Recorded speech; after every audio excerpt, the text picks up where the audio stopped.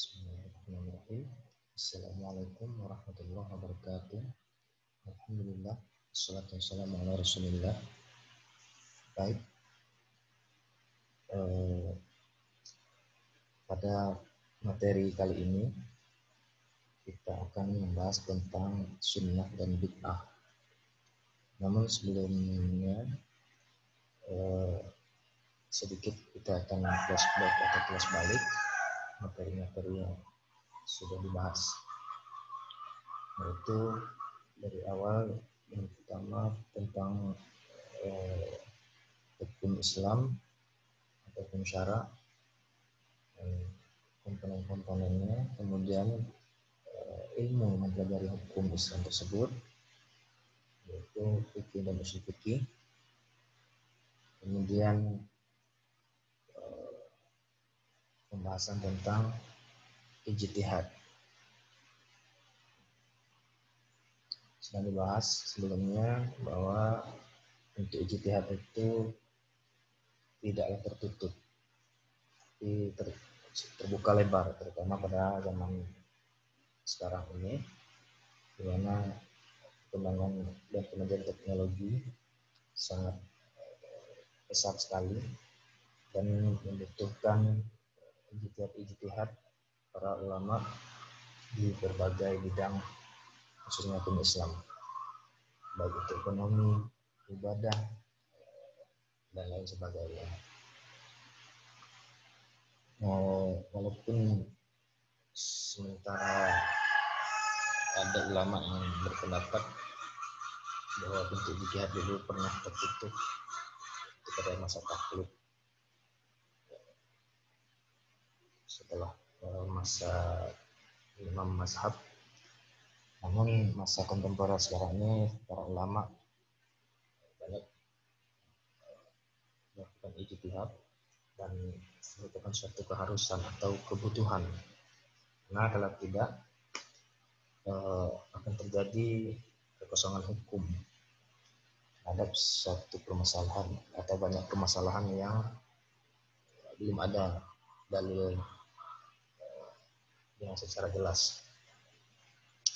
Kemudian turunannya ada manhaj, mazhab, dan ikhtilaf. Sudah dibahas juga pada materi sebelumnya bahwa terlepas dari perbedaan pendapat apakah bermazhab atau tidak, apakah boleh lebih dari satu mazhab atau hanya satu mazhab saja, yang jelas secara sadar atau tidak sadar, secara langsung atau tidak langsung, kita terutama masyarakat awam membutuhkan ataupun menggunakan mazhab.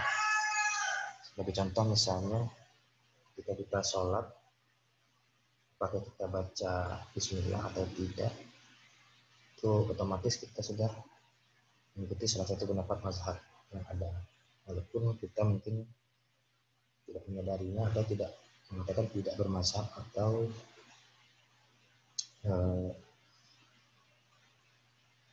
tidak mengikuti satu mazhab manapun. Itu juga misalnya ketika posisi tangan waktu sholat, apakah di dada atau di perut atau dilepaskan saja, tidak bersedekat, secara otomatis kita telah mengikuti salah satu pendapat mazhab.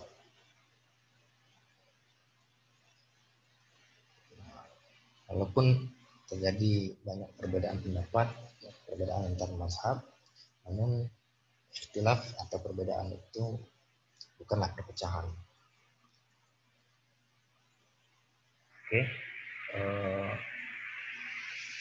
untuk materi yang kelima ini kita akan membahas tentang sunnah dan bid'ah. Materi ini sangat penting dan lumayan agak sensitif sebenarnya dan agak berat kajiannya. Namun kita coba untuk membahas secara lebih dalam.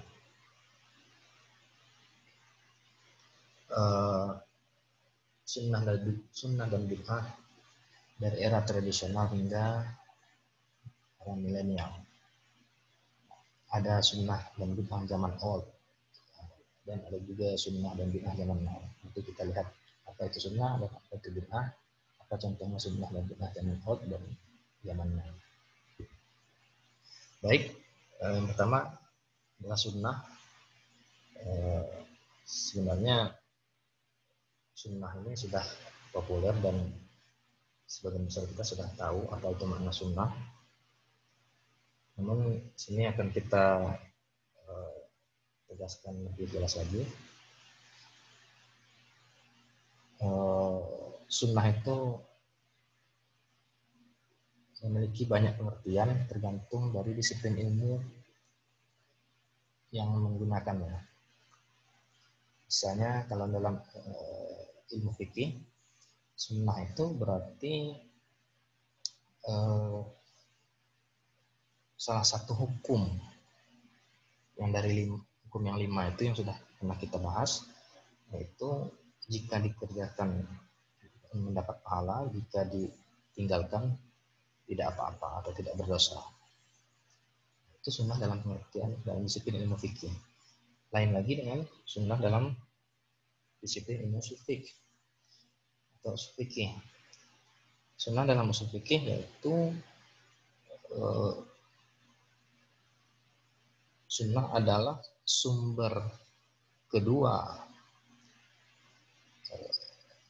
dalam hukum Islam setelah Al-Quran. Artinya sering kita dengar Al-Quran dan Sunnah atau Al-Quran dan Hadis, penggandingan terus. Sunnah itu atau istilah lainnya hadis, nanti akan kita jelaskan apa persamaan dan perbedaannya. Dalam usul fikih, sunnah itu adalah sumber hukum Islam yang kedua setelah Al-Quran. Baik itu dari perkataan, perbuatan, ataupun ketetapan Nabi Muhammad SAW yang khusus mengandung atau berkaitan dengan hukum. Jadi yang tidak berkaitan dengan hukum seperti kebiasaan-kebiasaan yang manusiawi seperti rasa lapar, rasa haus, itu tidak termasuk sunnah dalam terminologi usul fikih. Hanya yang berkaitan dengan hukum saja. Berbeda dengan sunnah dalam ilmu hadis. Sunnah dalam disiplin ilmu hadis yaitu ada ulama yang berpendapat maknanya sama, sunnah dengan hadis itu sama. Itu segala yang disandarkan kepada Nabi Muhammad SAW, baik itu perkataannya, maupun perbuatan dan ketetapannya. Namun ulama juga ada yang berpendapat atau membedakan antara sunnah dan hadis itu sebenarnya berbeda. Nah, tak perbedaannya, kalau sunnah itu lebih kepada baik itu ucapan ataupun perbuatan ataupun ketetapan Nabi Muhammad SAW, segala sesuatu yang disandarkan kepada Nabi, tapi dan menjadi menjadi tuntunan bagi umatnya, dan sifatnya itu adalah tuntunan. Sedangkan hadis, segala sesuatu yang disandarkan pada Nabi, baik itu ucapan, perbuatan ataupun ketetapannya, yang tidak berkaitan dengan tuntunan bagi umatnya pun termasuk dalam hadis. Jadi hadis itu lebih umum daripada sunnah. Misalnya hadis yang tidak berkaitan dengan tuntunan, terutama hukum, misalnya hadis atau yang berkaitan tentang kabar, misalnya Isra Mi'raj misalnya. Itu kan hanya hadis di situ sebagai kabar atau cerita. Nabi memberikan kabar atau cerita tentang peristiwa Isra Mi'raj. Tidak ada tuntunan bagi umatnya untuk mengikuti melakukan Isra Mi'raj dari Masjidil Haram ke Masjidil Aqsa terus naik ke langit 7 ke Sidratul Muntaha, itu khusus untuk Nabi. Begitu juga dengan hadis-hadis yang lain yang terutama yang khusus untuk Nabi dan bukan untuk umatnya.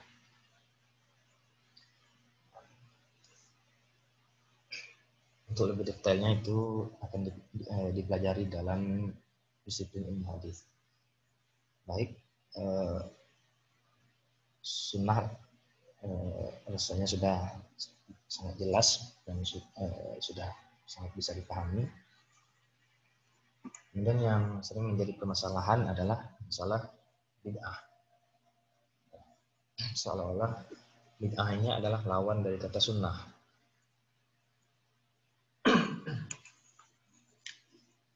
Apa itu bid'ah? Simpelnya bid'ah itu adalah segala sesuatu yang baru. Tapi segala sesuatu yang baru itu hukumnya bid'ah atau haram? Ini akan kita kupas. Sering terjadi, mungkin banyak yang salah paham. Mungkin ada yang menganggap bahwa bid'ah itu adalah hukum, padahal sebenarnya bid'ah itu bukan hukum, beda dengan sunnah. Bid'ah itu bukan hukum. Hukum itu ya yang 5 itu. Halal, yaitu wajib, sunnah, mubah, makruh, dan haram. Nah, bid'ah adalah sesuatu yang baru tadi, dan dia belum mempunyai hukum. Sesuatu yang baru itu memang belum ada hukumnya, maka harus ditetapkan hukumnya. Jadi bukan berarti sesuatu yang baru itu tidak ada hukumnya, terus lantas dikatakan bid'ah, kemudian haram. Bukan begitu. Harus dilihat dulu, harus dikaji dulu dengan ilmu fikih dan usul fikih.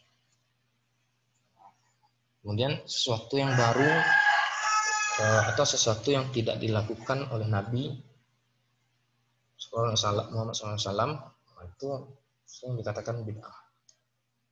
Padahal segala sesuatu yang tidak dilakukan Nabi belum tentu itu bid'ah, atau bukan berarti itu bid'ah. Jadi misalnya kalau dikatakan segala sesuatu yang baru, yang mengada-ada, yang tidak pernah dilakukan Nabi adalah bid'ah, maka harus konsisten. Kalau mau berpendapat seperti itu harus konsisten. Tidak ada pembagian bid'ah. Sementara mayoritas ulama membagi bid'ah itu ada 2 secara garis besar. Bahkan ada ada 5 secara hukum, sesuai dengan hukum. Ada pendapat yang tidak membagi bid'ah. Pokoknya semua bid'ah, setiap bid'ah itu adalah sesat dan masuk neraka. Nah, apabila demikian halnya, maka harus konsisten. Jadi kalau kita katakan semua yang ada zaman sekarang tidak ada di zaman Nabi dan tidak pernah dilakukan Nabi, itu adalah bid'ah. Termasuk penggunaan handphone, komputer, motor, mobil, pesawat, dan sebagainya. Itu bid'ah semua.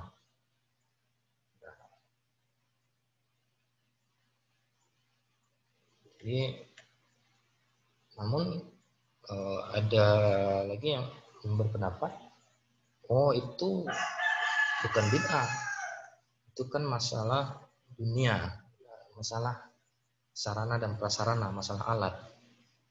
Yang maksud bid'ah itu adalah dalam masalah ibadah.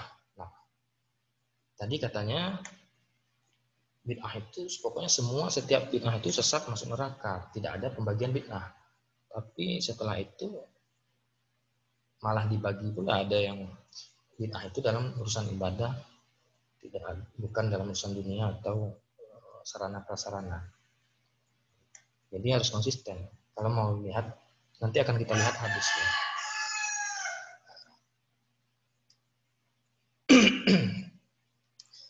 Jadi kalau tidak konsisten, maka kalau boleh misalnya membagi bid'ah itu apa namanya, ada yang dalam masalah ibadah saja, dalam muamalah ataupun sarana prasarana tidak dikatakan bid'ah. Berarti itu sudah membagi juga namanya. Kenapa? Kalau ada ulama yang berpendapat membagi bid'ah juga, namun pembagiannya agak berbeda, yaitu bid'ah yang baik dan bid'ah yang buruk, maka ya sah-sah saja, boleh-boleh juga. Jadi kalau memang tidak mau membagi, setiap yang bid'ah yang baru itu bid'ah, masuk neraka, sesat masuk neraka, ya harus konsisten. Kalau tidak ya tidak konsisten namanya, dan dipertanyakan juga jadinya.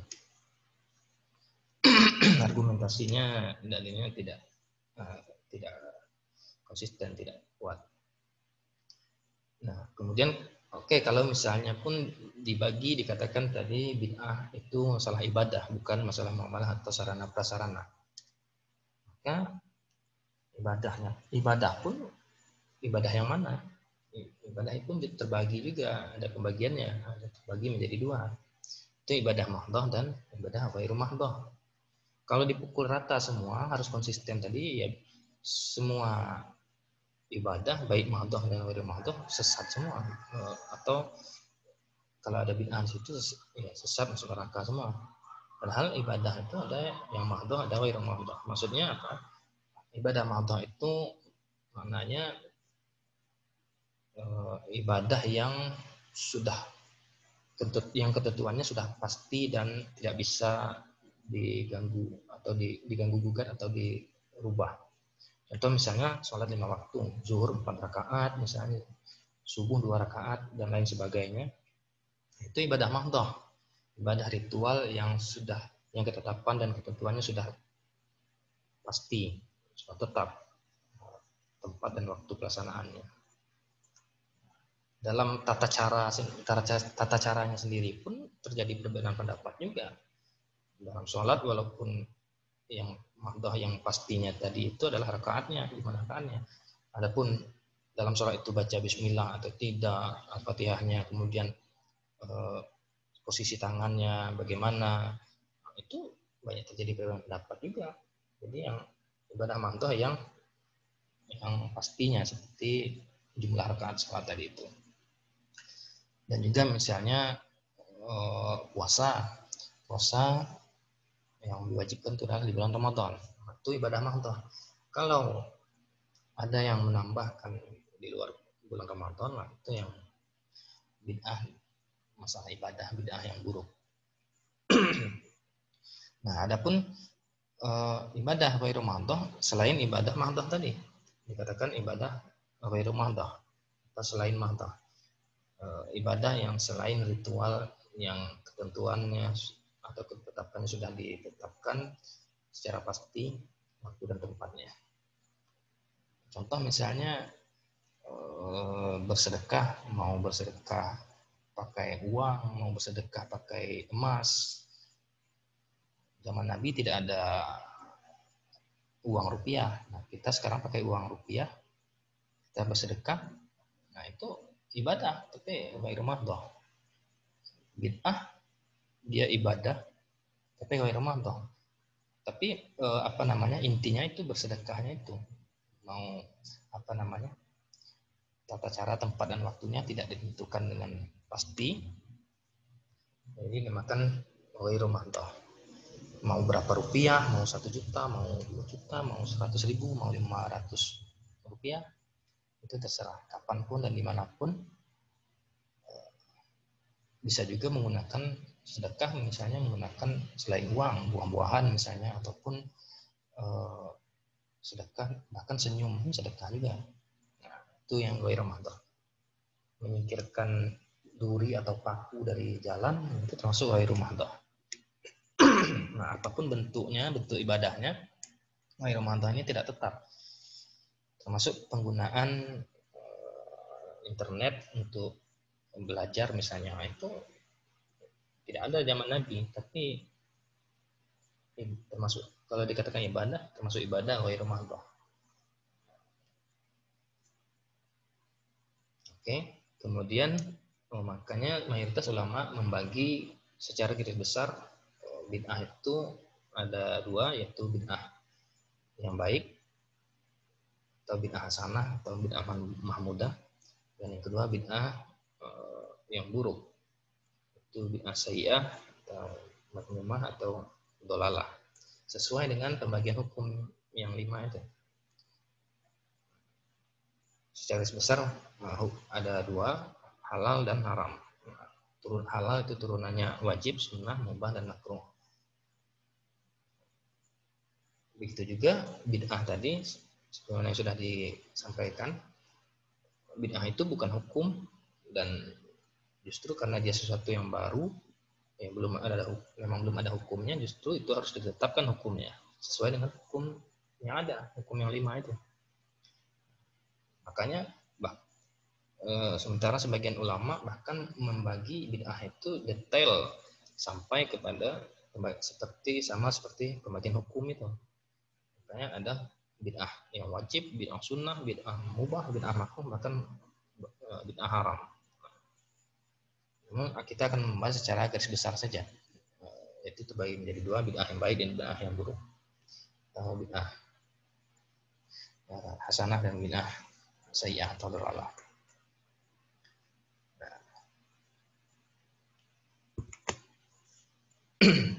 Jadi tergantung kepada perbuatannya tadi itu apakah baik atau buruk.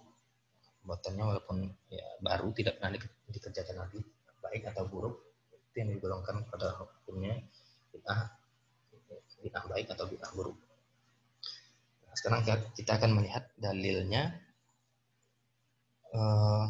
Itu hadis yang populer yang sering digunakan, inna asdaqa, atau ada juga yang menggunakan khaira, inna asdaqal hadis, atau inna khairal hadis kitabullah wa ahsanal hadi hadi Muhammad sallallahu alaihi wasallam wa syarrul umuri muhdatsatuha wa kullu muhdatsatin bid'ah wa kullu bid'atin dhalalah wa kullu dhalalatin finnar. Nah, ini hadis yang sering digunakan menjadi landasan atau dalil tentang bid'ah. Semua bid'ah itu haram, sebuah bid'ah itu sesat, atau setiap bid'ah itu sesat. Semua kesesatan itu masuk dalam neraka. Itu kira-kira pemahaman simpelnya sebagian masyarakat. Apakah benar demikian? Mari kita lihat secara teliti dan lebih mendalam. Di sini ada kata-kata inna asdaqa khairal hadis kitabullah. Ada kata-kata hadis di sini. Sama dengan yang berwarna biru ini, muhdatsatuha. Asal katanya sama, hadatsa, hadis. Di sini juga ada yang biru, muhdats. Kullu muhdatsatum bid'ah, muhdats. Hadatsa, hadis juga sama akar kata. Nah, kalau kita katakan semua atau setiap yang hadis atau muhdats itu bid'ah, rasanya itu sangat kurang tepat atau sangat tidak tepat, karena di awal hadis ini dikatakan khairul hadis kitabullah, sebaik-baiknya hadis adalah kitabullah. Hadis itu bisa berarti percakapan, bisa juga berarti sesuatu hal yang baru.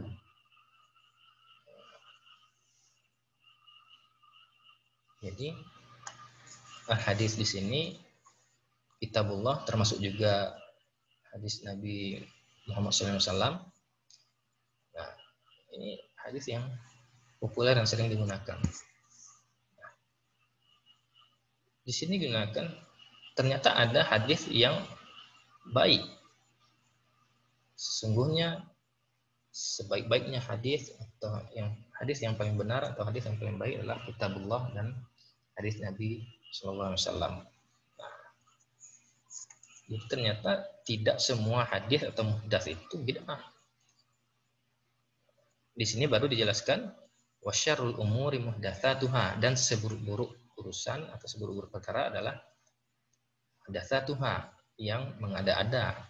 Hadis yang buruk itu yang hadis yang mengada-ada, yang menambah-nambah atau mengurang-urang dari kitabullah dan hadis Nabi tadi. Kemudian lanjutkan wa kullu muhdatsatin bid'ah. Kalau kita katakan sementara pendapat yang mengatakan setiap atau kullu itu artinya setiap atau semua. Sementara ada yang berpendapat demikian. Kalau kita artikan kullu ini sebagai artinya setiap atau semua, maka setiap muhdatsah itu bid'ah atau semua muhdatsah itu bid'ah. Padahal di awal tadi sudah dikatakan ada hadis yang terbaik, yaitu kitabullah dan hadis Nabi. Nah, tidak mungkin bertentangan antara kalimat yang kedua ini dengan kalimat yang pertama ini.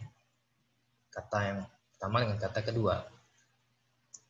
Nah, kalau kita katakan semua atau setiap muhdats atau hadis yang itu bid'ah, maka ini termasuk juga, karena dikatakan artinya tadi semua atau setiap, maka ini termasuk juga bid'ah, sesat juga ini, masuk neraka. Padahal kan tidak demikian, mustahil demikian. Nah, kemudian lanjutkan lagi, makanya kata kullu di sini diberikan warna kuning atau orange. Nanti akan kita bahas maknanya. Kemudian muhdatsah tadi, dan di sini ada bid'ah, ada warna merah dia. Bid'ah itu adalah sesuatu yang baru dan mengada-ada juga. Lebih sifatnya kepada penciptaan. Kalau muhdats ini atau hadis ini lebih kepada pembuatan hal-hal yang baru yang bersifat kepada kejadian ataupun percakapan. Sedangkan bid'ah ini lebih kepada pembuatan atau penciptaan hal-hal yang baru tadi tersebut, baik itu yang dari muhdats ini tadi, baik dari kejadian atau terjadinya suatu peristiwa ataupun percakapan tadi.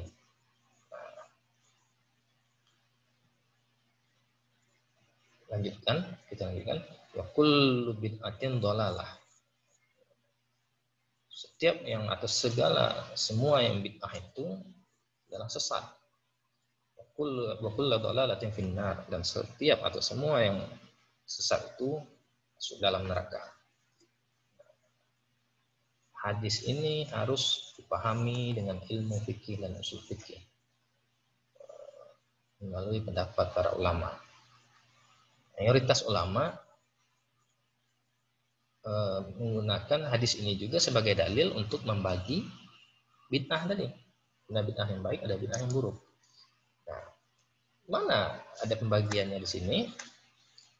Padahal di sini ada kata kullu, artinya setiap atau semua.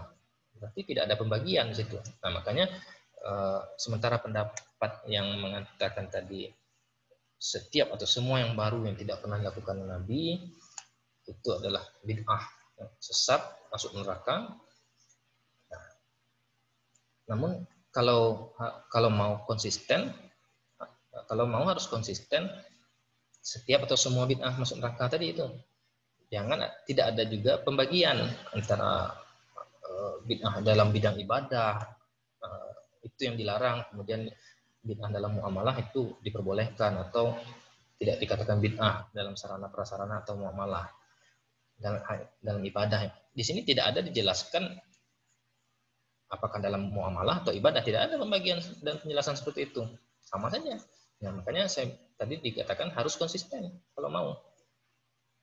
Kalau ada pembagian seperti itu juga, berarti tidak konsisten, tidak bisa dijadikan dalil atau hujah. Maka ulama juga, sementara sebagian besar ulama yang lain, mayoritas ulama juga berdasarkan hadis ini membagi tadi antara bid'ah yang baik dan bid'ah yang buruk. Nah, kenapa dibagi? Tidak, di sini hadis ini tidak ada dibagi. Mana tidak ada disebutkan bid'ah baik, bid'ah buruk. Yang ada semua atau setiap bid'ah itu sesat masuk neraka, berarti buruk semua. Jadi kalau berpendapat seperti itu ya harus konsisten. Tidak ada juga pembagian bid'ah dalam bidang ibadah, bukan dalam bidang muamalah atau sarana prasarana dunia. Tidak ada ya. Berarti pakai motor, mobil, handphone, komputer ya bid'ah semua. Haram, sesat, neraka semua, haram semua, buruk semua. Apakah seperti itu pemahamannya? Rasanya sangat tidak tepat pemahaman seperti itu. Ya, namun walaupun demikian, boleh saja sah-sah saya berpendapat seperti itu. Tidak ada masalah. Kita mencoba mengupas dalil yang ada. Nah, kemudian sebelum masuk pada pembagian bid'ah tadi, ada juga hadis lain, hadis Nabi yang sama-sama sahih ini hadisnya semuanya. Hadis yang kedua itu man ahdatsa fi amrina hadza ma laysa minhu fa huwa raddun. Di sini ada kata-kata ahdatsa, samanya ada kata-kata asal kata-katanya sama dengan muhdath dan hadis dari itu. Hadatsa, hadath. Artinya siapa yang mengada-ada atau menciptakan sesuatu yang baru, baik itu perkataan atau percakapan ataupun perbuatan dan kejadian suatu peristiwa atau amalan, nah, pada urusan kami atau urusan kita, maksudnya agama Islam di sini, pada urusan kami atau urusan kita ini, ma laisa minhu wa huwa raddun, yang tidak ada darinya, maksudnya darinya agama, dari dalil dari agama yaitu Al-Quran dan hadis tadi, kitabullah dan hadis Nabi SAW, maka dia raddun, ditolak. Jadi makna hadis ini, siapa yang ahdath, siapa yang mengada-ada, membuat sesuatu yang baru, muhdath atau bid'ah tadi itu, dalam urusan agama kita ini, yang tidak ada dalilnya, yang tidak ada darinya, maksudnya adalah tidak ada dalil dari Al-Quran dan hadis tadi, maka dia tertolak. Dalam nanti kita akan pelajari juga materinya secara khusus. Dalam kaidah usul fikih ada namanya mafhum mukhalafah. Artinya pemahaman terbalik atau kebalikan dari pemahaman yang kebalikan dari teks yang ada. Jadi apabila kita gunakan mafhum mukhalafahnya, siapa yang, kalau maknanya seperti ini tadi, siapa yang mengada-ada atau membuat sesuatu yang baru dalam urusan agama kita ini yang tidak ada dalilnya, maka dia tertolak. Berarti pemahaman terbaliknya adalah apabila siapa yang mengada-ada atau membuat sesuatu yang baru dalam urusan kita ini yang ada dalilnya, kalau tadi disebutkan yang tidak ada dalilnya, maka dia tertolak. Nah, jadi jika ada dalilnya, maka dia diterima. Kajian diterima. Lawan dari pemahaman ini tadi. Itu kandungan pemahaman mafhum mukhalafah istilahnya. Nanti akan kita bahas dalam itu. Jadi siapa yang mengada-ada tanpa dalil, tidak ada dalilnya sama sekali dari Al-Quran dan hadis, maka dia tertolak. Namun sebaliknya, siapa yang mengada-ada tapi ada dalilnya dalam Al-Quran dan hadis, maka dia diterima. Bisa diterima. Nah, makanya hadis ini saling berkaitan. Di sini ada ahdatsa, di sini ada muhdats, tadi bid'ah. Dikatakan bid'ah juga. Nah, kalau begitu lagi-lagi tidak kurang tepat rasanya kullu ini diartikan sebagai segala atau semua atau setiap. Muhdats itu bid'ah. Karena apa? Yang muhdats, yang bid'ah itu atau muhdats yang bid'ah yang dolalah dan finnar itu adalah yang tidak ada dalilnya dari Al-Quran tadi dan hadis tadi. Ya, itu yang tertolak, yang tidak diterima. Pemahaman sebaliknya berarti kullu ini tidak tepat diartikan semua atau segala atau setiap.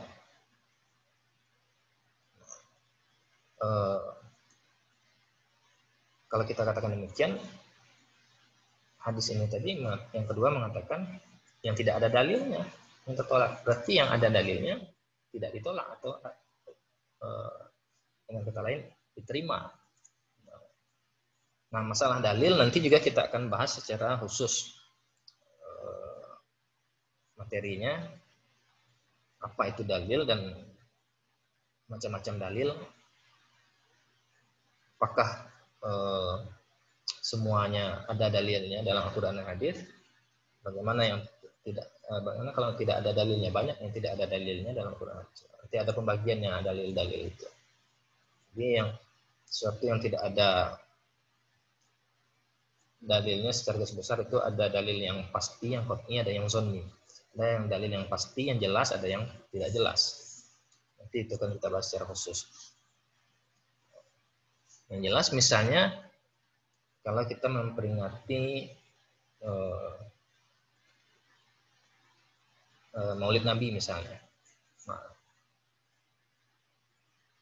itu kalau kita cari dalil yang qat'i atau yang tekstual, yang tersurat dalam Al-Quran dan hadis tidak akan ketemu. Sampai hari kiamat pun tidak akan ketemu ayat dan hadis yang mengatakan tentang peringatan Maulid Nabi. Nah, apakah berarti itu tidak ada dalilnya? Belum tentu. Harus dilihat dulu apa isi kandungan dari kegiatan memperingati Maulid Nabi tadi. Misalnya membaca Al-Quran, kemudian sholawat Nabi, kemudian majelis ilmu, kemudian ada silaturahmi di situ. Semuanya itu ada dalilnya. Ada dalilnya secara langsung dalam Al-Quran dan hadis yang tekstual yang jelas. Nah, itu apakah bisa dikatakan dalil atau tidak? Itu bisa menjadi dalil. Namanya dalil tidak langsung atau dalil zonni ataupun dalil yang samar, tidak jelas. Atau yang tersirat kandungannya, kontekstualnya, bukan tekstual tapi konteksnya, kontekstualnya. Nah, berarti ada dalilnya dan Al-Quran hadis, maka bisa diterima. Bisa diterima walaupun dia mengada-ada tadi, berbuat sesuatu yang baru tadi. Begitu juga sebaliknya, jika sesuatu yang baru yang mengada-ada tadi itu tidak ada dalilnya sama sekali dari Al-Quran, misalnya dalam acara memperingati Maulid Nabi tadi, apa namanya,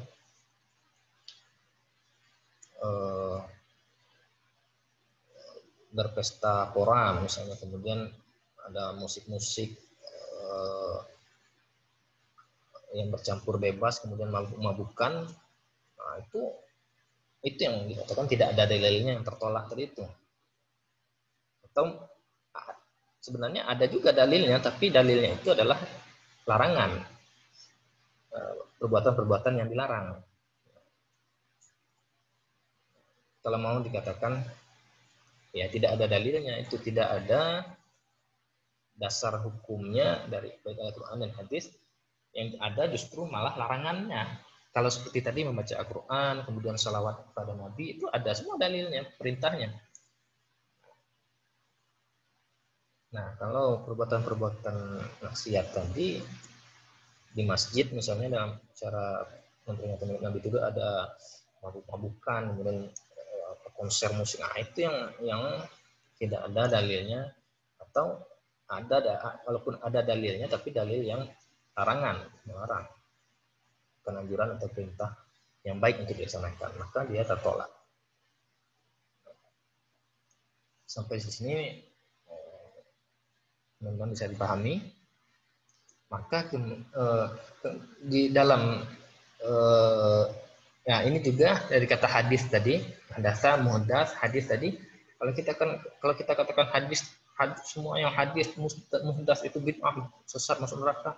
Nah, kita tadi ada istilah ilmu hadis. Ada ulama berpendapat hadis itu sama dengan sunnah. Berarti hadis Nabi atau ilmu hadis, itu bid'ah, sesat, masuk neraka dong hadis Nabi. Maka seperti itu kan tidak mungkin demikian. Itu sangat salah kaprah kalau seperti itu. Kemudian, nah dalam ayat Al-Quran juga ada katakan Allahu badi'us samawati wal ardh.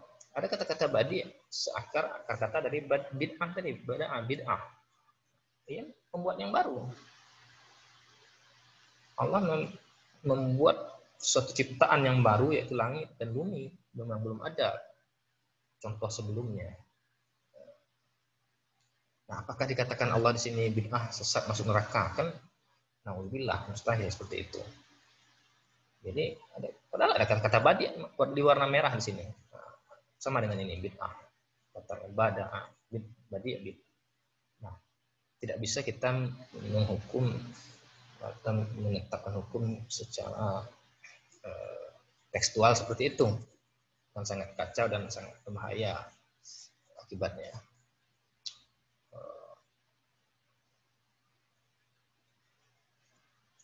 Bukan seperti itu hukum yang dimaksud dari hadis dan ayat ini. Maka kalau pernah belajar ilmu nahwu, dalam kitab-kitab nahwu itu ada, bahkan kitab nahwu yang paling ringkas sekalipun, yang paling sederhana, kata kullu itu kenapa di dalam hadis itu digunakan kata kullu, bukan jami'? Nah, kullu itu apakah benar artinya setiap atau semua atau segala? Kenapa tidak gunakan kata jami'? Kata jami' lah sebenarnya yang artinya adalah segalanya, semuanya, tanpa terkecuali. Dalam hadis digunakan kata kullu, bukan kata jami'. Ternyata bisa dilihat dalam kitab nahwu, kullu itu tidak selamanya atau tidak mesti atau tidak harus makna artinya itu setiap atau semua atau keseluruhan, segala atau segalanya. Bisa jadi kullu itu kadang-kala bermakna ba'du. Ba'du itu artinya sebagian. Nah, sebaliknya juga ba'du itu bisa juga berarti kullu atau banyak, semuanya, setiap. Kullu bisa bermakna ba'du, sebagian. Nah, dari sinilah ulama membagi bid'ah itu ternyata sebagian. Jadi bukan setiap atau bukan segala, bukan semuanya, bukan keseluruhan muhdas itu bid'ah yang sesat masuk neraka, tapi sebagian. Muhdas itu bid'ah yang sesat masuk neraka. Berarti ada sebagian yang lain yang baik, yang tidak masuk neraka atau tidak sesat. Kan ulama membagi secara lebih besar bid'ah baik dan bid'ah yang buruk. Boleh kita lihat kalau misalnya dalam bahasa Indonesia saja kita lihat. Contoh misalnya ada kalimat seperti ini, saya melihat dengan mata kepala saya sendiri. Di situ mata dan kepala itu kan bagian dari anggota tubuh, artinya sebagian. Tapi apakah mata dan kepala saja yang ada atau melihat waktu kejadian itu? Kan anggota tubuh yang lain semuanya ada juga di situ. Seperti tangan, kaki, badan, ya semuanya lengkap. Tidak mungkin hanya mata dan kepala saja kan. Tapi kalimatnya saya melihat dengan mata kepala sendiri. Nah, seolah-olah hanya kepala dan matanya saja yang ada di situ, bagian tubuh yang lain tidak ada. Itu kan mustahil seperti itu. Kayak itu bermakna sebagian bermakna keseluruhan. Begitu juga sebaliknya. Kalau kita katakan saya melihat dengan diri saya, artinya seluruh dirinya, tubuhnya ada di situ, melihat itu, menyaksikan kejadian atau peristiwa itu.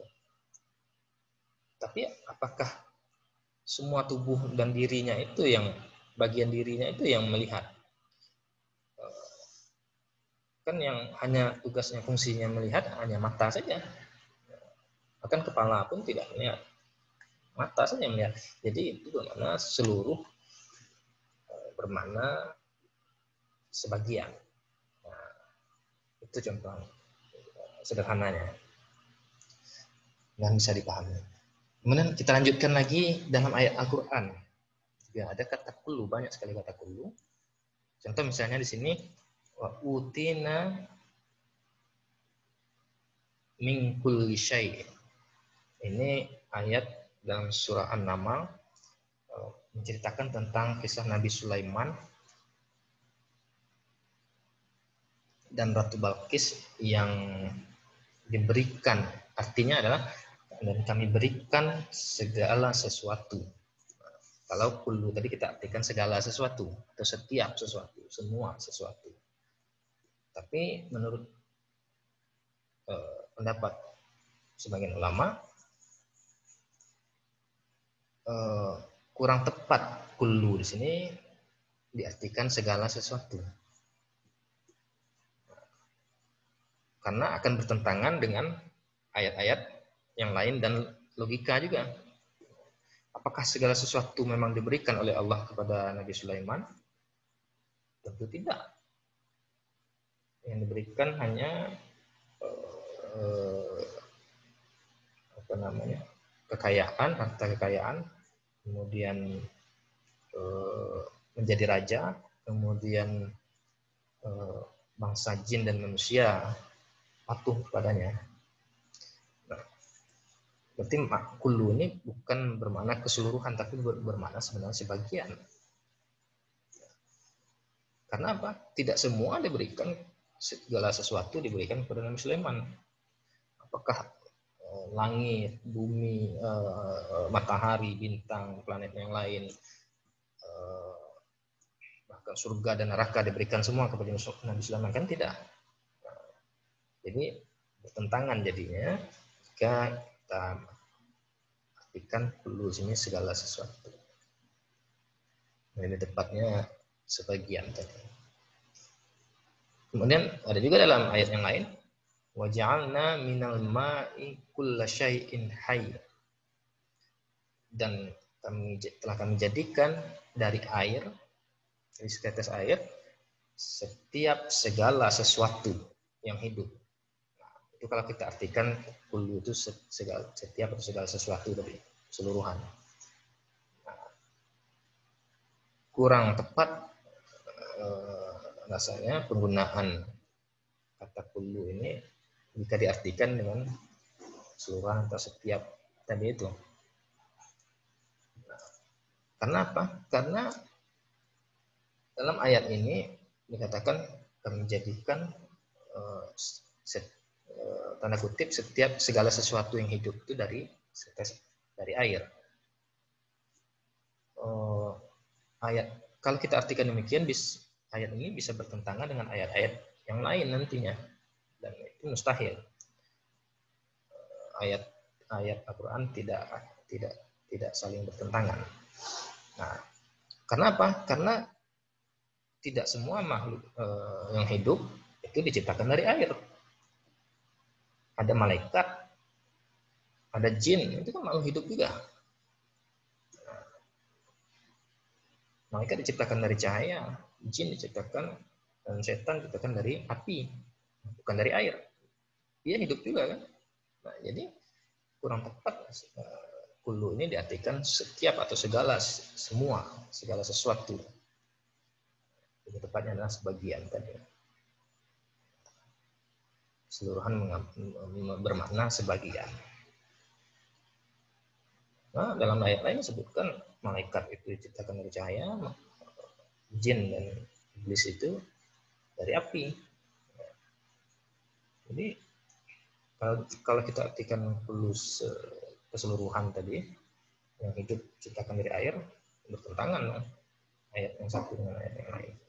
Mustahil demikian. Jadi makna ini harus menggunakan atau mungkin ada istilahnya ditakwil atau ditafsirkan lebih dalam oleh para ulama. Kalau kita orang awam yang memahaminya secara sederhana ya seperti itu tadi, malah kontradiktif dia jadinya, bertentangan, itu mustahil. Kemudian maka pemahaman kita lah yang harus menyesuaikan makna ayat tersebut. Kemudian ayat selanjutnya wabatsa fiha min kulli dabbah, dan Allah sebarkan padanya di bumi itu dari setiap segala hewan. Itu kalau kita artikan kullu tadi seperti itu. Nah, sementara dalam sebagian terjemahan Al-Quran dapat dilihat di situ makna terjemahannya, arti kullu itu bukan setiap segala sesuatu, setiap segala hewan, tapi bermacam-macam, macam-macam hewan. Dan Allah sebarkan padanya di muka bumi itu bermacam-macam hewan. Bukan segala sesuatu diterjemahkan seperti itu. Nah, kalau kita bawa ke sini tadi, ya itu tadi kullu ya bermacam-macam juga, macam-macam muhdatsah.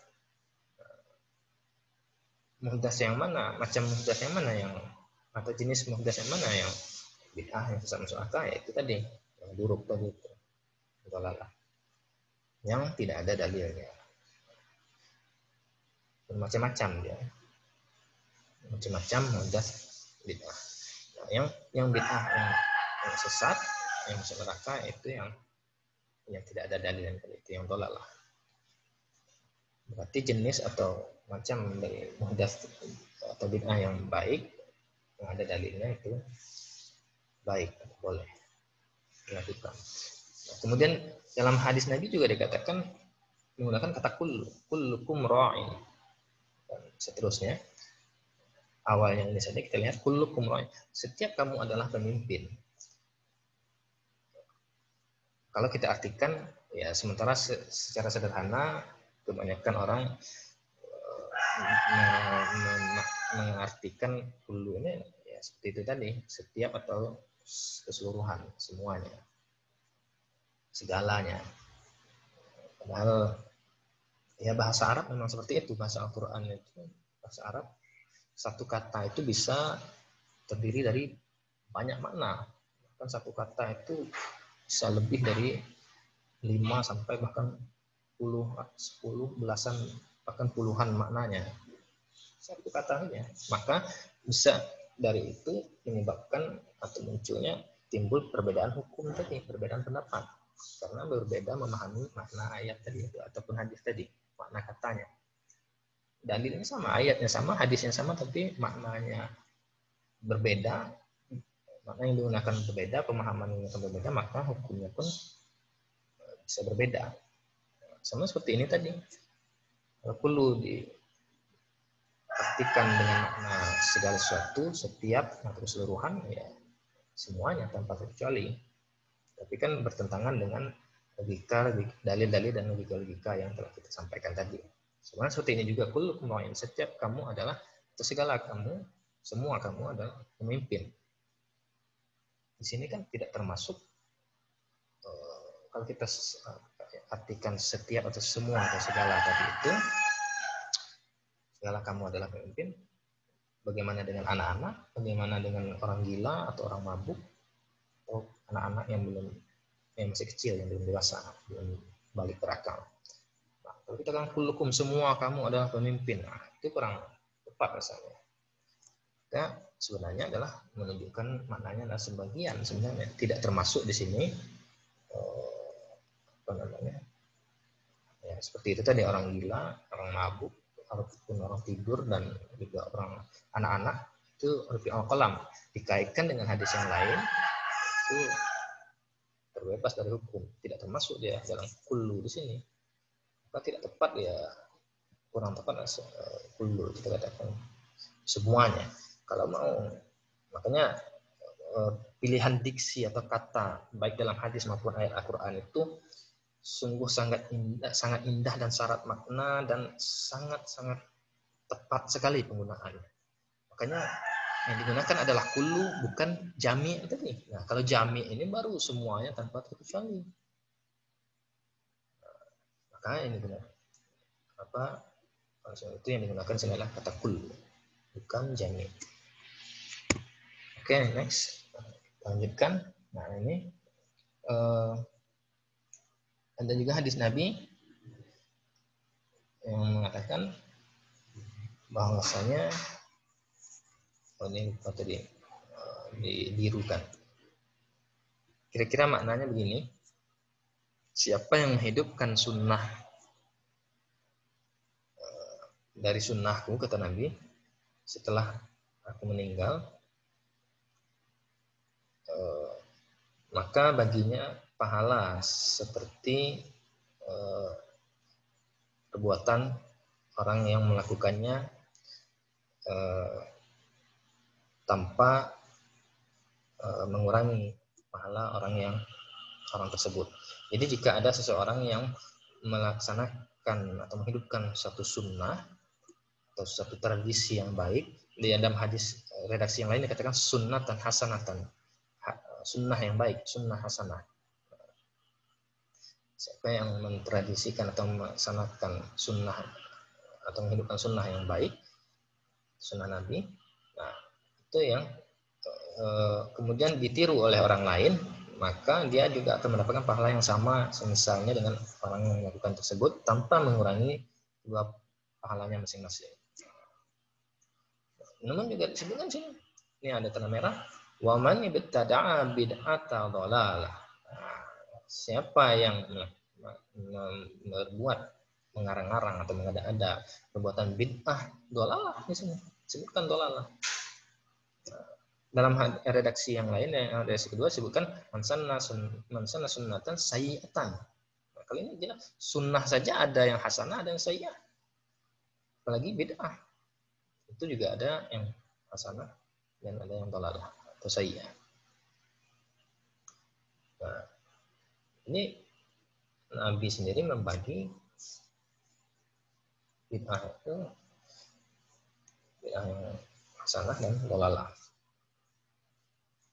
Tanya sunnah pun, bahkan sunnah ada yang sunnah hasanah, ada yang sunnah yang sayyi'ah. Contohnya misalnya sunnah yang sayyi'ah seperti seolah itu seperti sunnah. Misalnya nanti kita lihat contoh yang nanti ada contohnya. Misalnya seorang melakukan sholat sunnah, misalnya sholat sunnah atau puasa sunnah, tapi sholat terus tidak ada istirahat dan tidurnya, atau puasa terus tidak ada berbukanya, itu bukan sunnah yang baik, itu bukan sunnah hasanah sesuai tuntunan Nabi, tapi sunnah sayyi'ah. Itu yang ada bid'ah yang dhalalah itu.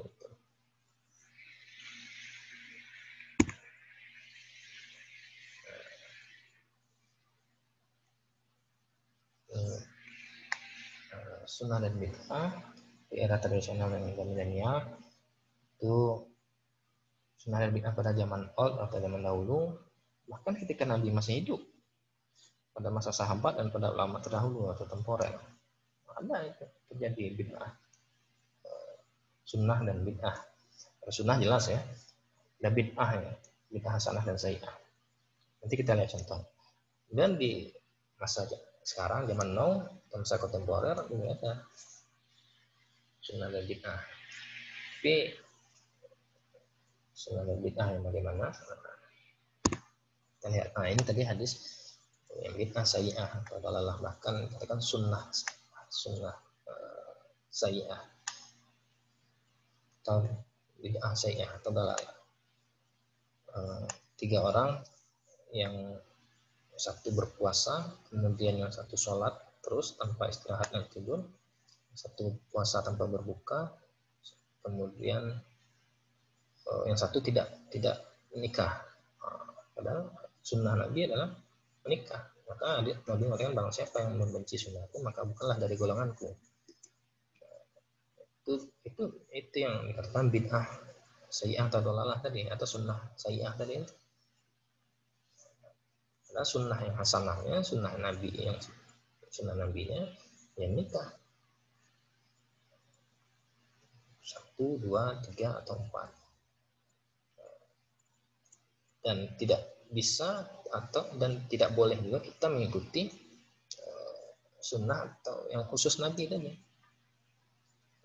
Contoh misalnya Nabi istrinya lebih dari 4, nah itu khusus untuk Nabi. Kalau kita ikuti itu sunnah sayyi'ah namanya, atau akan bisa menjadi bid'ah sayyi'ah atau dalalah. Nah, itu khusus untuk Nabi. Kemudian jadi kalau ada yang tidak menikah, itu tidak melaksanakan sunnah Nabi. Kalau misalnya menikah, kemudian mau orang Arab, mau orang mau orang Sumatera, mau orang Jawa, ya, itu ya bid'ah.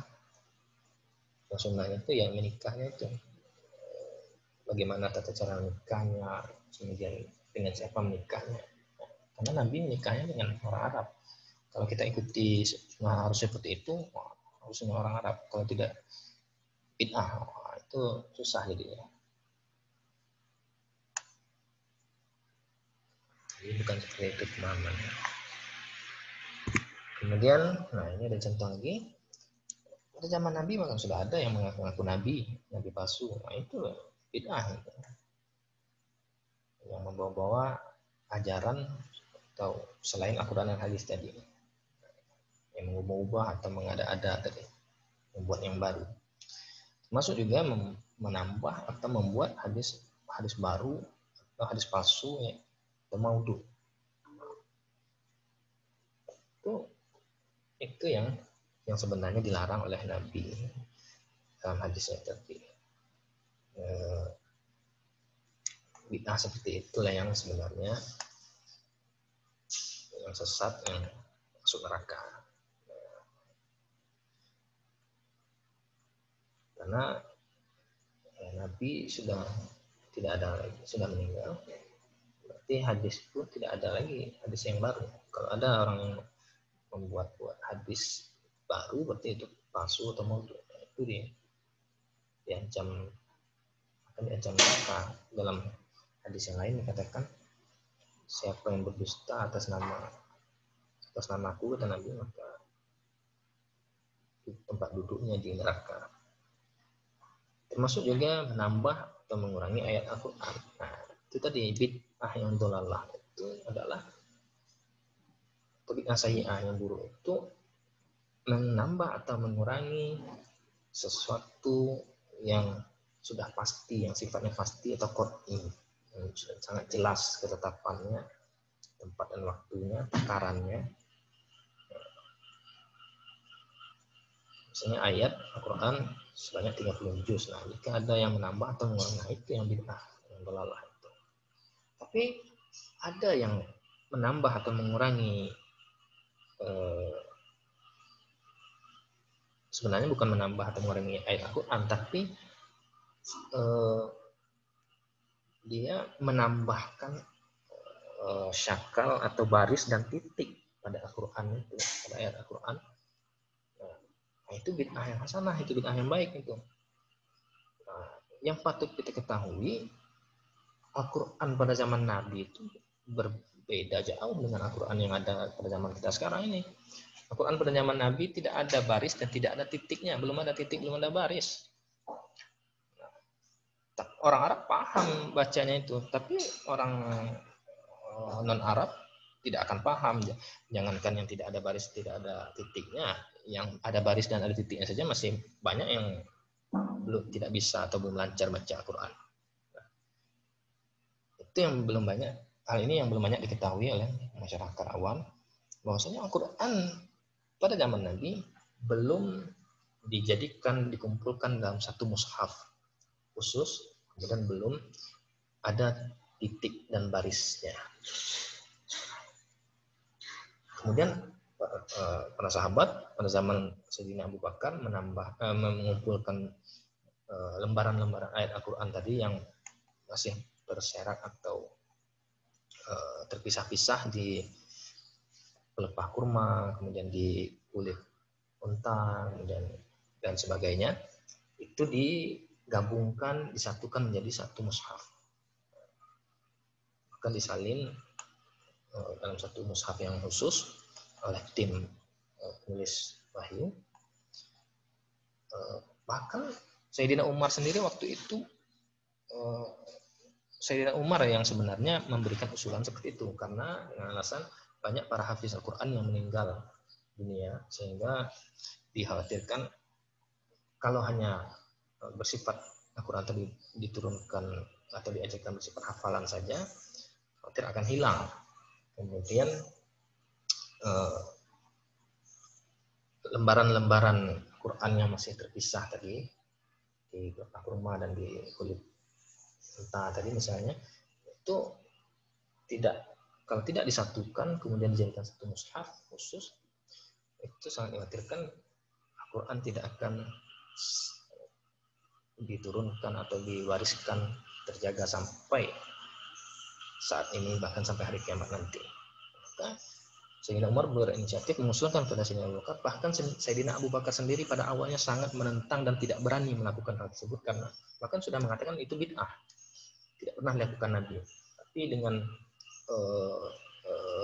dengan gigihnya Sayyidina Umar, makanya Sayyidina Umar itu lebih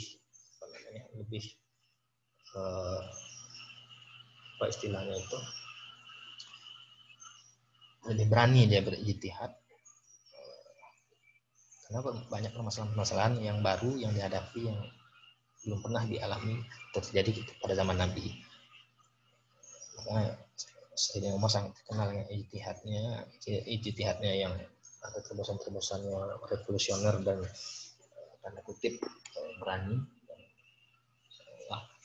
tanda kutip mendobrak sesuatu yang kaku dan pemahamannya mungkin terbatas dari sahabat-sahabat yang lain, sehingga sampailah Sayyidina Abu Bakar berhasil diyakinkan dan juga menerima alasan Sayyidina Umar tersebut, sehingga akhirnya dilakukanlah pengumpulan penyatuan mushaf dalam satu mushaf yang khusus dari Al-Quran.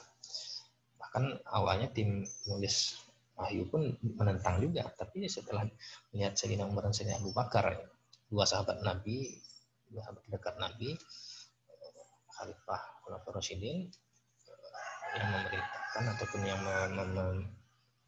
memberitahukan argumentasinya, akhirnya ya diterima juga. Nah, itu adalah bid'ah yang hasanah. Kalau mau dikatakan bid'ah ya bid'ah memang belum ada zaman Nabi dilakukan, tapi ya bid'ah hasanah. Kalau kita katakan semua bid'ah itu sesat, buruk, masuk neraka, ini sangat kacau sekali. Ini Al-Quran yang kita baca hari ini ya hasil bid'ah Sayyidina Umar dan masa Sayyidina Abu Bakar itu juga masih belum ada titik dan barisnya juga. Kemudian zaman Sayyidina Utsman diperbanyak jadi 5 mushaf. Kemudian setelah itu baru Imam Abu Aswad Ad-Duali memberikan syakal, titik dan baris, sehingga barulah seperti Al-Quran yang kita baca dan terima sekarang ini. Bahkan sudah ada yang berwarna-warni Al-Qurannya, menandai tanda baca tajwidnya. Wah, itu zaman dulu jangankan warna-warni, titik barisnya belum ada zaman dulu. Nah, yang dikatakan itu semua bid'ah, sesat, masuk neraka. Nauzubillah. Ya, sangat tidak relevan dan sangat tidak tepat. Kalau kita kan katakan seperti itu, ya tidak usah baca Al-Quran yang ada sekarang ini. Kalau menggunakan pemahaman seperti itu tadi. Nah, kemudian itu yang lain lagi menambah atau mengurangi ketentuan yang sudah tetap qat'i atau pasti tadi, seperti kalimat syahadat. Itu sudah baku, tetap sudah pasti. Tidak boleh dirubah-rubah, tidak boleh ditambah, tidak boleh dikurangi. Kalau ada menambah atau mengurangi, itu yang bid'ah, dolalah, itu yang sesat, masuk neraka itu.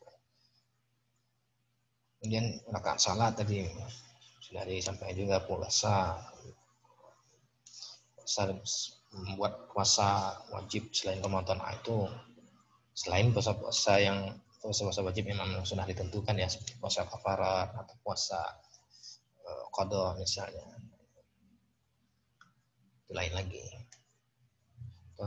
Gimana rakaat salat tadi, terlalu sedikit salat subuh 2 rakaat, mau nambah pahalanya jadi 3 atau 4 rakaat saja, wah itu yang bid'ah, dilarang, yang buruk dolalah saya. Tapi kalau kalau misalnya azannya 2 kali seperti yang dilakukan Sayyidina Utsman, kemudian bahkan di kalimat azan itu juga sebenarnya ada tambahan dan ada pengurangan.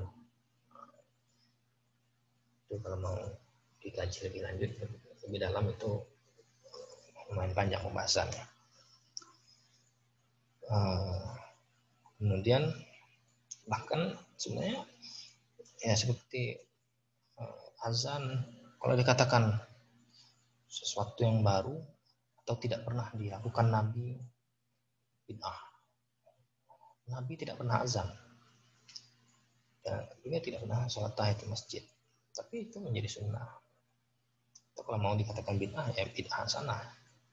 Tapi sudah karena Nabi masih ada dan masih hidup waktu itu, sudah melalui ketetapan Nabi, itu menjadi yang awalnya tidak dicontohkan dilakukan Nabi, inisiatif sahabat, maksudnya sunnah wudhu misalnya, yaitu sahabat Bilal, itu diterima Nabi akhirnya. Termasuk juga ada bacaan doa waktu sholat, bacaan doa takbiratul ihram itu ketika sholat, dan juga bacaan doa ketika bangkit dari ruku, sami Allahu liman hamidah, rabbana wa lakal hamd. Ada bacaan lain, baik itu doa iftitah, takbir maupun doa seperti iktidal misalnya.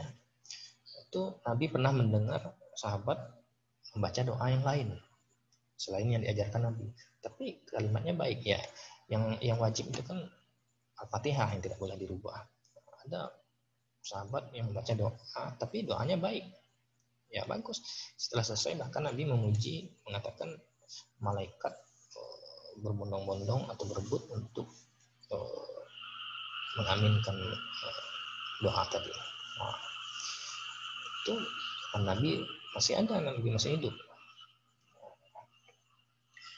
Jadi Nabi sendiri menerima hal-hal yang baik selama itu tidak bertentangan dengan prinsip dasar Al-Quran dan Hadis. Al-Quran dan Hadis itu prinsip dasarnya adalah nilai-nilai. Prinsip dasarnya itu sifatnya umum, kemudian sifatnya luas, dan sifatnya global gitu. Harus dikhususkan itu Kecuali memang sudah ditentukan khususannya, barulah berbeda hukumnya. Tapi kalau misalnya umum saja, itu misalnya ternyata Maulid Nabi, Isra Mi'raj tadi sudah dijelaskan, kemudian juga tahlilan misalnya, ya terlepas dari perbedaan pendapat tadi, sah-sah saja, boleh-boleh saja. Jadi kita lihat tahlilan, ya ada ayat yang menyuruh membaca tahlil. Tahlil itu kan artinya membaca kalimat la ilaha illallah. Tahmid itu alhamdulillah. Takbir Allahu akbar. Tasbih subhanallah. Tahlil la ilaha illallah. Membaca kalimat-kalimat yang baik itu dilarang, dikatakan bid'ah, sesat, masuk neraka. Ini sesuatu yang keliru rasanya. Walaupun pas peringatan kematian ataupun 3-7 harinya itu memang terjadi perbedaan pendapat ulama. Dan itu kajian fikih lebih dalam lagi nanti pembahasannya, dan lumayan panjang juga itu. Mungkin cukup kita ketahui saja ya, dalilnya itu secara umum. Contohnya seperti tadi itu, peringatan Maulid Nabi atau tahlil atau membaca Al-Quran misalnya. Tidak ditentukan surat apa, kemudian mau baca surah Yasin, mau baca surah Al-Fatihah, mau baca surat apapun, dan mau kapanpun waktunya, mau malam Jumat, mau malam Minggu, ya terserah. Ya bagusnya ya tiap malam, tapi paling tidak, paling kurang sekali seminggu itu, paling malam Jumat Sayyidul Ayyam,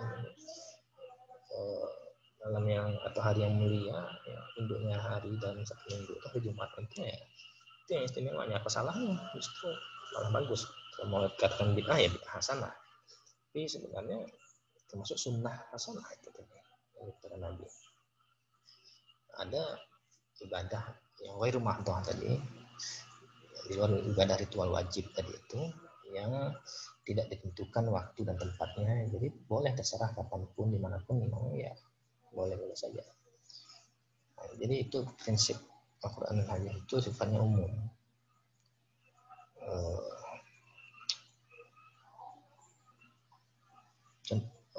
Termasuk juga ada sahabat yang pernah menjadi imam sholat, dia membaca surah Qul terus.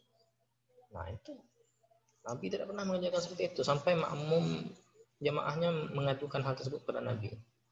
Kemudian dipanggil sahabat tersebut, ditanya kenapa seperti itu. Jawabannya ya karena cinta dan senang dengan surah Al-Ikhlas, karena ada mengajarkan tauhid di situ. Nabi tidak menyalahkan, mungkin membolehkan memuji, ya bagus. Bahkan banyak sampai ke ulama-ulama, sahabat-sahabat, tabi'in, ulama-ulama yang kalau mau dikatakan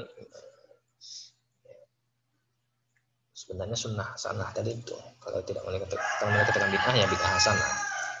Itu misalnya berzikir, bahkan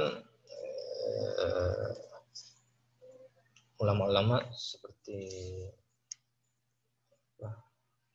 Ibnu Taimiyah, Syekh Al-Albani yang berpendapat, kita ketahui agak ini pendapatnya agak keras gitu, akan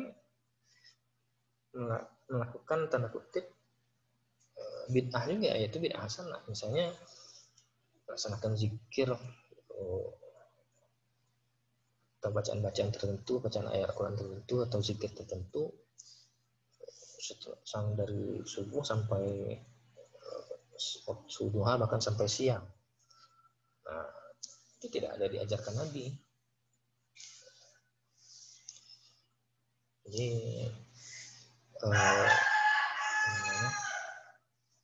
kalau dikatakan bid'ah ya bid'ah hasanah.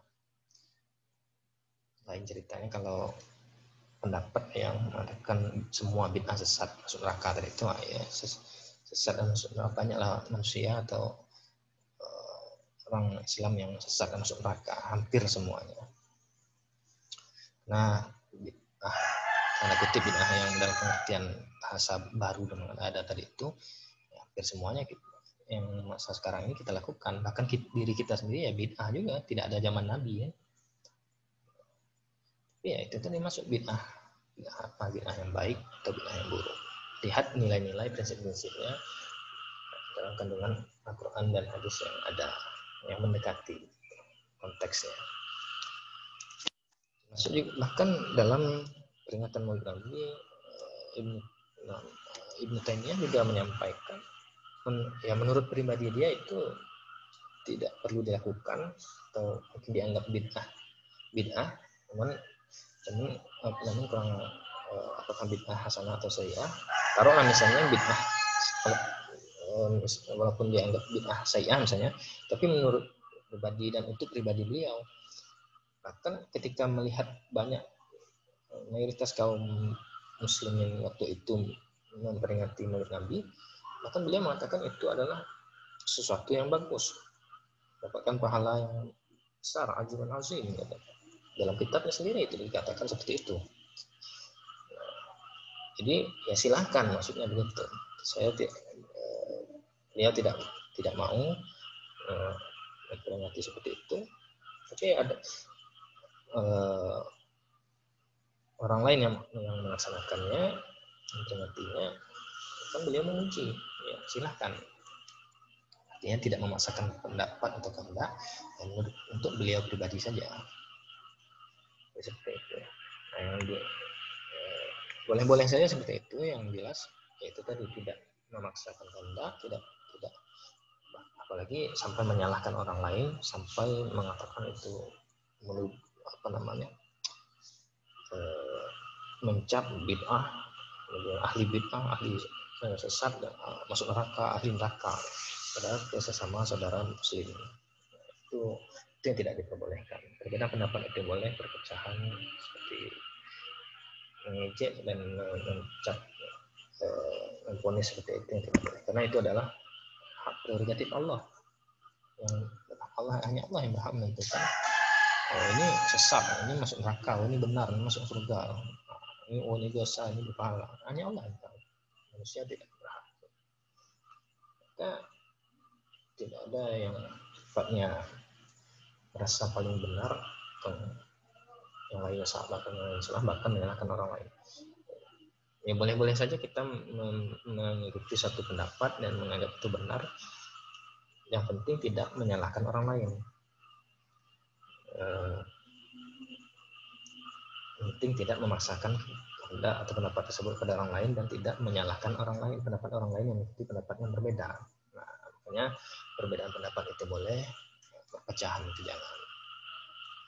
Maka mengatasi perbedaan pendapat tadi, baik dalam perkara masalah apapun, termasuk juga masalah sunnah dan bid'ah ini, terlepas dari perbedaan pendapat tadi, dan mengatakan semua setiap bid'ah itu sesat masuk neraka, dan juga yang membagi bid'ah itu bid'ah yang baik dan bid'ah yang buruk, tergantung mau mengikuti pendapat yang mana yang kira-kira lebih kuat dalilnya, argumentasi dan logisnya atau logikanya. Yang penting kuncinya adalah terakhir tasamuh atau toleransi, saling menghargai perbedaan pendapat, saling menghormati perbedaan pendapat tadi. Nah, toleransi, saling menghargai dan saling menghormati perbedaan pendapat tadi, yang mau melaksanakan pendapat tadi ya silahkan, yang tidak juga tidak apa-apa. Yang penting tidak saling menyalahkan, tidak saling mengejek, tidak saling mencaci, apalagi memvonis saudaranya sesama muslim sesat, masuk neraka, bahkan kafir, itu yang tidak boleh. Maka sifat atau sikap saling menghargai, menghormati, toleransi itu adalah etika, akhlak orang atau budi pekerti. Itu adalah hal yang paling baik, yang puncak tertinggi, karena kata Nabi, innama bu'itsu liutammima makarimal akhlak. Nah, saya diutus, kata Nabi, untuk menyempurnakan akhlak. Percuma ilmunya tinggi, ibadahnya bagus, tapi akhlaknya tidak terpuji, mencela, menyalahkan, mengkafirkan atau menyesatkan orang. menghina dan tidak menghargai perbedaan pendapat orang lain. Nah, itu yang tidak diperbolehkan. Makanya dalam tatanan Islam itu kalau boleh diibaratkan seperti sebuah rumah atau sebuah bangunan rumah. Yang menjadi pondasinya adalah akidah, pondasinya, kemudian tiang-tiang dan dindingnya adalah syariah, dan atapnya adalah akhlakul karimah. Semuanya saling melengkapi dan semuanya harus dipelajari, dipahami, dan diamalkan dengan baik. Harus secara keseluruhan. Tidak bisa hanya pilih satu-satu saja. Akidah saja atau syariah saja atau akhlak saja. Semuanya harus lengkap. Udkhulu fis-silmi kafah. Kata Allah dalam ayat Al-Quran, masuklah ke dalam Islam secara kafah, total, sempurna, lengkap, keseluruhan. Percuma kalau akidahnya, sholatnya bagus, misalnya puasanya rajin, hajinya sering, kemudian zakat sedekahnya banyak, akidahnya percaya dengan batu cincin, misalnya, atau percaya dengan dukun, nah itu percuma saja, hilang, hangus, tak berbekas. Atau sebaliknya,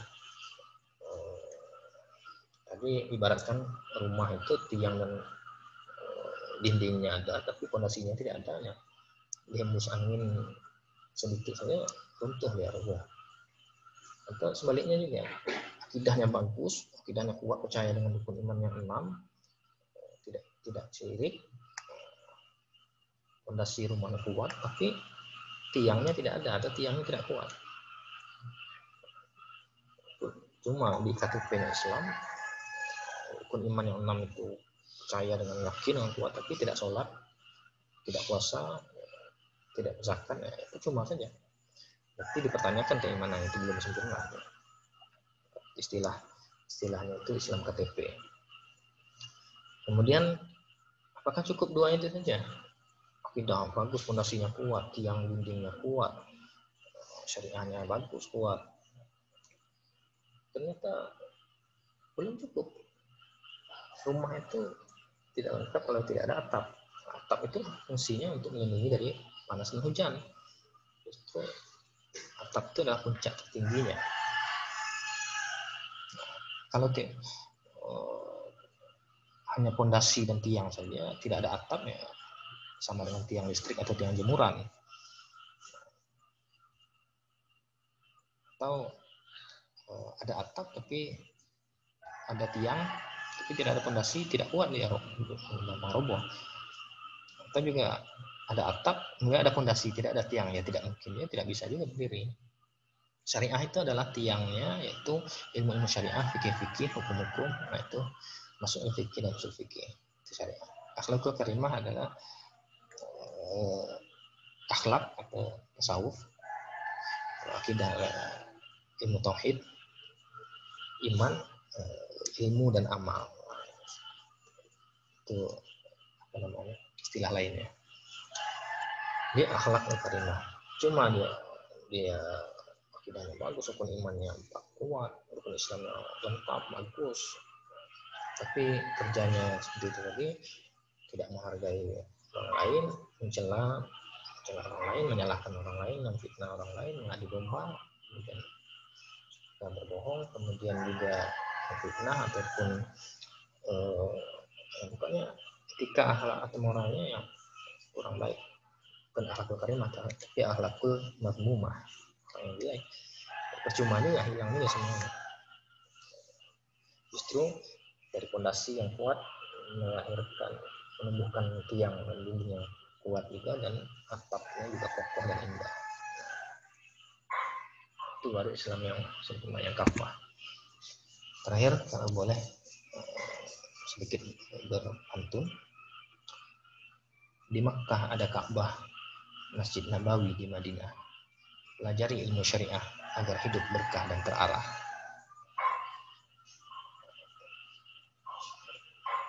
Kalau boleh tambah lagi pantunnya. Naik haji ke kota Makkah, jangan lupa ke kota Madinah. Pahami ilmu syariah agar jangan salah kaprah dan tidak terpecah belah. Terakhir, Islam ibarat sebuah rumah, ada pondasi, tiang, dan atap. Kuatkan akidah, syariah, dan akhlakul karimah agar sempurna, lengkap, dan mantap. Demikian cukup untuk materi kali ini. Mudah-mudahan bermanfaat dan bisa dipahami. Salah dan kekurangan mohon dimaafkan. Benar hanya milik Allah. Wallahu a'lam.